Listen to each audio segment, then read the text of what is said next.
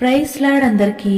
ఈరోజు అపోస్తలుడైన పౌలు కొలస్సీయులకు వ్రాసిన పత్రిక 2వ అధ్యాయం చదువుకుందాము. ప్రారంభిస్తున్నాను.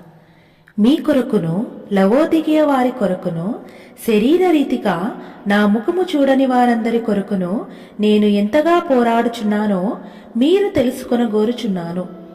వారు ప్రేమయందు అతుకబడి సంపూర్ణ గ్రహింపు యొక్క సకలైశ్వర్యము కలిగిన వారై దేవుని మర్మమయ్యున్న క్రీస్తును స్పష్టముగా తెలుసుకున్న వారై తమ హృదయములలో ఆదరణ పొందవలెనని వారందరి కొరకు పోరాడుచున్నాను.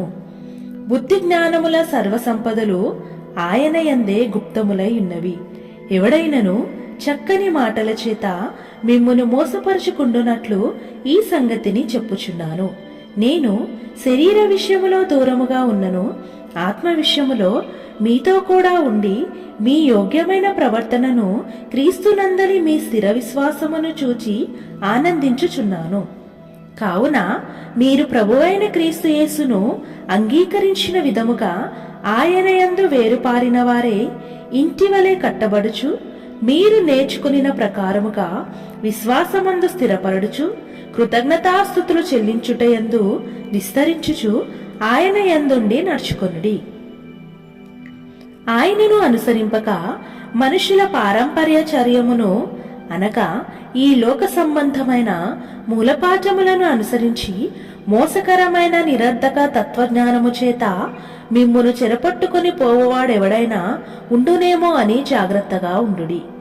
ఏలేనగా దేవత్వము యొక్క సర్వ పరిపూర్ణత శరీరముగా క్రీస్తునందు నివసించుచున్నది, మరియు ఆయన యందు మీరును సంపూర్ణులై ఉన్నారు. ఆయన సమస్త ప్రధానులకును అధికారులకును శిరస్సై ఉన్నాడు. మీరును క్రీస్తు సున్నతి యందు శరీరేచ్ఛలతో కూడిన స్వభావమును విసర్జించి ఆయన యందు చేతులతో చేయబడని సున్నతి పొందితిరి. మీరు బాప్తిస్మమందు ఆయనతో కూడా పాతిపెట్టబడిన వారే ఆయనను మృతులలో నుండి లేపిన దేవుని ప్రభావమందు విశ్వసించుట ద్వారా ఆయనతో కూడా లేచితిరి. మరియు అపరాధముల వలనను శరీరమందు సున్నతి పొందక యుండుట వలనను మీరు మృతులై ఉండగా దేవుడు వ్రాతరూపకమైన ఆజ్ఞల వలన మన మీద రుణముగాను మనకు విరోధముగాను నుండిన పత్రమును మేకులతో సిలువకు కొట్టి దాని మీద చేవ్రాతను తుడిచివేసి మనకు అడ్డము లేకుండా దానిని ఎత్తివేసి మన అపరాధములన్నిటినీ క్షమించి ఆయనతో కూడా మిమ్మును జీవింపచేసెను. ఆయన ప్రధానులను అధికారులను నిరాయుధులనుగా చేసి సిలువ చేత జయోత్సవముతో వారిని పట్టి తెచ్చి బాహాటముగా వేడుకకు కనపరిచెను. కాబట్టి అన్నపానముల విషయములోనైనను పండుగ అమావాస్య విశ్రాంతి దినము అను వాటి విషయములోనైనను మీకు తీర్పు తీర్చనెవనికిని అవకాశం ఇయ్యకుడి. ఇవి రాబోవ వాటి ఛాయయే గాని నిజ స్వరూపము క్రీస్తులో ఉన్నది.